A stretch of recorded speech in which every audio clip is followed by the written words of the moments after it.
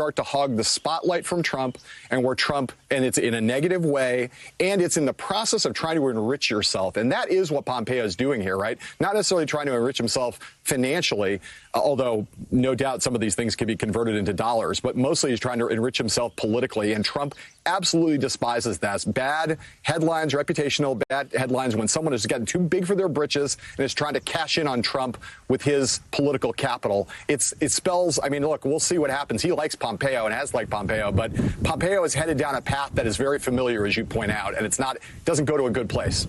I almost laughed out loud, Steve Schmidt, when John Heilemann said he likes Pompeo. He likes no one.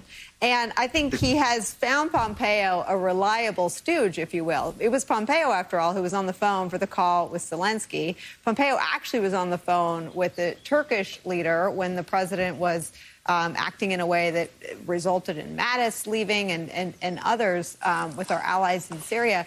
But Mike Pompeo has always been a partisan political animal, but no one ever thought he was a dummy. Some of this conduct is so hubristic and so brazen that from a political standpoint, it's just dumb. And it's so unbecoming, Nicole. This is somebody who graduated first in his class at West Point. What a disappointment. Seemingly one of the more corrupt of the Trump cabinet members. And you're right.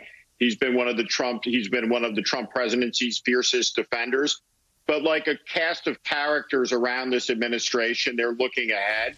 They're looking ahead to maybe a Biden victory, but looking ahead to his own presidential campaign. And I should just add that this is a moment of unparalleled American weakness. We have a gaggle of foreign leaders, our allies, all standing together, laughing at the president of the United States, who they regard as a buffoon and a clown and a liar. And so our diplomacy has never been at a lower point.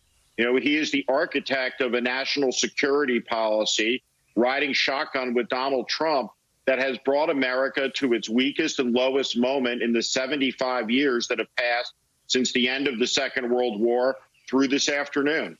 And he's done a terrible job as Secretary of State, but he is one of the heirs to Trumpism, who will certainly try to rise from Crown Prince to King of the Hill in the next couple of years. Steve Schmidt.